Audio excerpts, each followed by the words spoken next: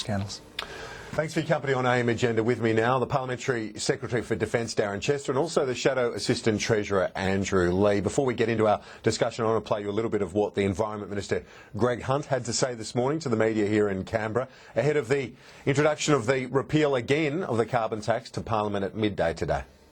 The government will be reintroducing the legislation to repeal the carbon tax today. We are determined that the will of the people will be honoured, that the result of the election will be implemented, and that the carbon tax will be repealed. Darren Chester, it looked like the government was going to get this done last week. A bit of deja vu, but today you're feeling optimistic? Well, we're optimistic, we're confident, we're hopeful, but we're not going to take anything for granted. It's one of those things with a Senate where you don't control the numbers on the floor. You have to negotiate in a respectful and appropriate manner, and I understand, I was speaking to the Environment Minister earlier this morning. He's had productive conversations over the weekend. He's confident. I share his confidence. I think in the interest of the Australian people, it's time to repeal the carbon tax. Of course, the Labor Party could help us out. There's 25 Labor senators in the Senate as well. They could help us out and actually work with the government and repeal the carbon tax, as the Australian people so clearly voted for last year. Andrew Lee, is it time? The poll today, 53% of people say it's time to get rid of it, and then you can recalibrate, work on what's next. Kieran, the carbon price is already working to reduce emissions. We've just had the biggest reduction in emissions in a quarter of a century in Australia, and that's in a period in which we've just had the hottest summer and hottest year on record. Climate records being broken, we've got a mechanism that's already having an impact on reducing Australians' carbon emissions. Why would you throw that out the window for direct action, an approach which no serious economist thinks will do the job? But ours is disproportionate, isn't it, compared to the rest of the world at the moment under the carbon tax?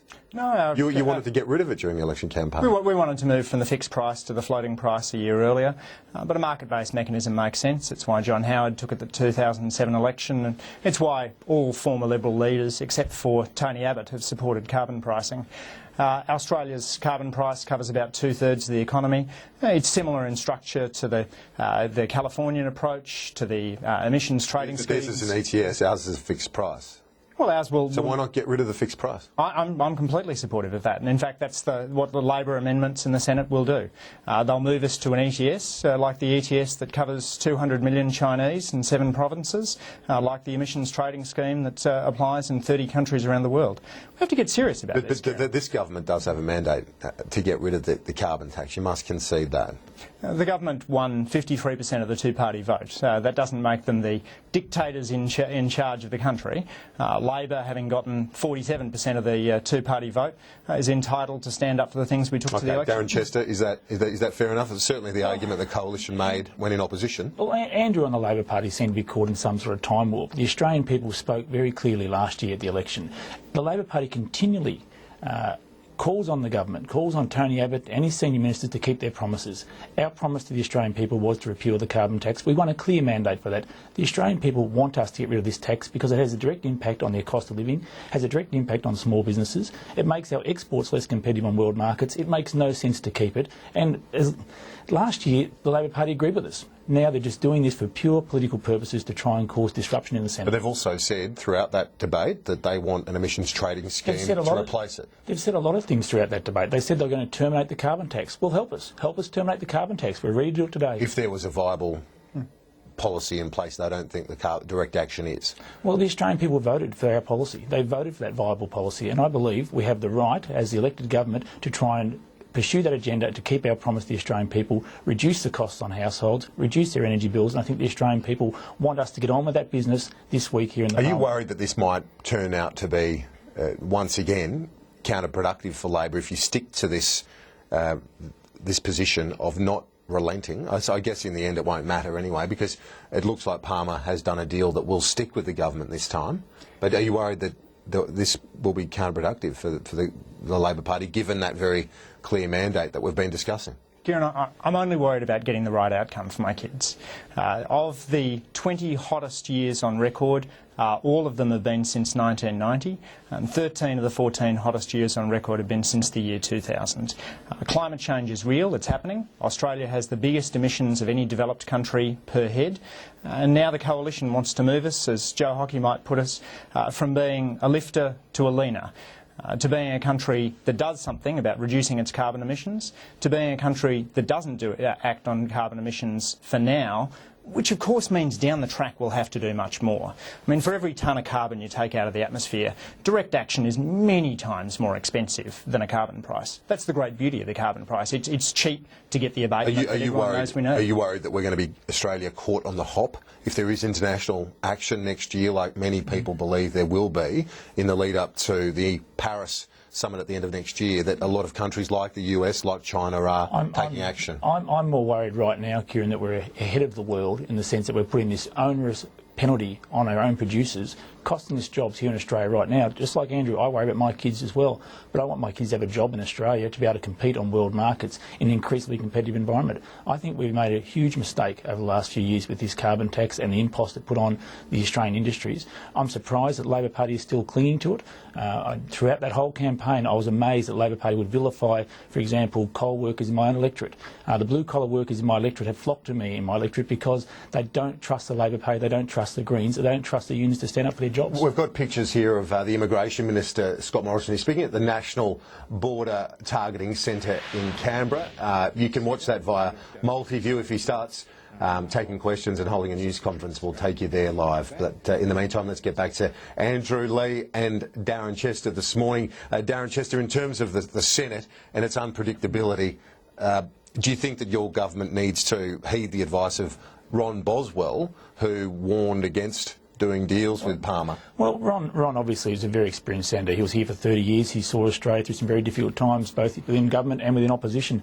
Look, I think we need to deal in a very respectful, professional and moderate manner with the Senate, give the senators, the new senators in particular, a chance to learn the ropes, if you like. I'm not trying to be condescending at all. It's a tough job to come in here and start dealing with very serious issues straight away.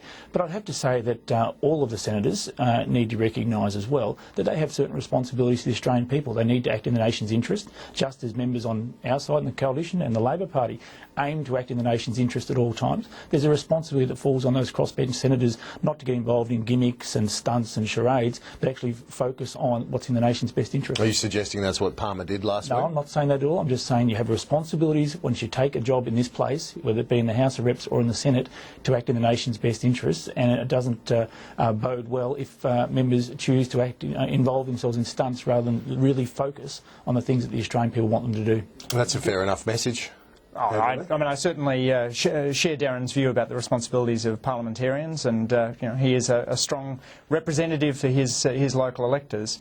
But I think it is absolutely vital that the government gives crossbench senators a bit of time to consider things. And what they've clearly wanted to do is to ram this legislation through as quickly as possible after the 1st of July. The government are concerned that if the legislation stays in place as it is, we go to a floating price from the 1st of July 2015. That gets 2/3 of the price drop that the government is looking for, and then Tony Abbott would be left looking pretty strange, arguing for the entire repeal of the scheme. An emissions trading scheme is not having a big impact on the economy at the moment. It'll have an even smaller impact once we move to the floating price next year. But you say it's not having a big impact. It's still significantly ahead of where the vast bulk of the world is. I think we're still world-leading carbon price with this fixed price, aren't we? No, well ahead of Europe. We're not world leading. There's countries which have higher prices than ours, and there's countries whose emissions trading schemes cover a larger share of total emissions. Ours is a textbook model. It's similar to the model that Darren would have supported when he ran for election in 2007. But economies like ours, resource-intensive economies like Australia's? Well, no economy is precisely like ours, but for Australia's economy, this is the right emissions trading scheme. It didn't wipe Whyalla off the map. It didn't give us $100 lamb roasts. We didn't see the massive job losses that Tony Abbott was running around the country talking about. It's had a small impact on the economy, and of course we have to act at some point on carbon pricing. As people will know in their own lives, if you put off a task for a long time, then it just gets harder. Will you respond? Well, the problem for Andrew and the problem for the Labor Party remains that the first time the Australian people had a chance to vote on a carbon tax, they threw it out. In the previous election, when Julia Gillard went to election saying there'd be no carbon tax under a government I lead, people believed her, and then the first chance they had to vote against the carbon tax, they gave us a clear mandate to get rid of it. I'm staggered that lower house members in the Labor Party are still clinging to the carbon tax. The Australian people want it gone. They want it gone this week. It's costing them in the order of $11 million per day across the nation's economy. They want us to get rid of it. Well, it's likely to happen. Well, obviously tomorrow. But in terms of the political dynamic, the government has been struggling in the polls in a big way since the budget. Are you hopeful that this might be the starting point for a turnaround, a bit of momentum? Oh, look, opinion polls, particularly for a new government, when we've brought in a budget which is regarded as being tough and we regard as fair, but the Australian people need to be brought along with us on the journey, if you like. I think opinion polls will come and go as they do in the past.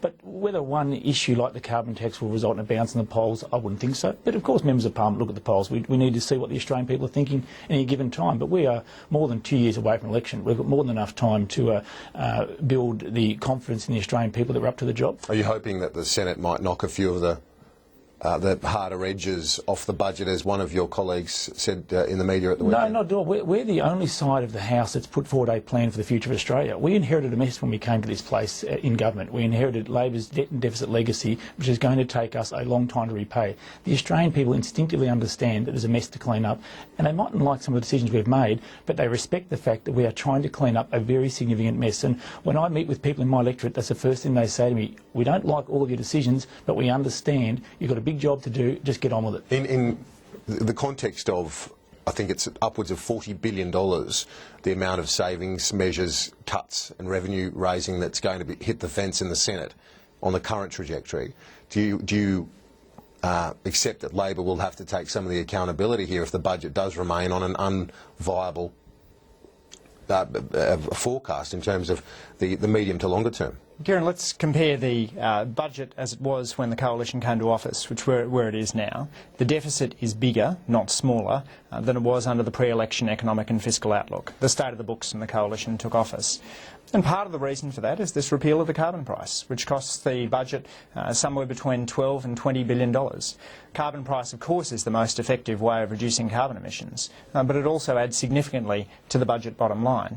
Labor's going to stand against measures that we regard as unfair, and we'll stand up for the independent modelling, like the NatSem modelling, that showed that sole parents would lose 1/10 of their income, while those at the top are actually going to have higher incomes in 2017-18 than they would have had without this budget. Okay, just finally, we're almost out of time, but a poll in the Sydney Morning Herald today showing you're, of 25 seats, Darren Chester, Gippsland, the most popular MP. Well, sometimes it pays to have a large family. I'm in a regional electorate, and I've got a lot of cousins. And look, it's flattering when you get a poll like that. But just like any other poll, they come and they go.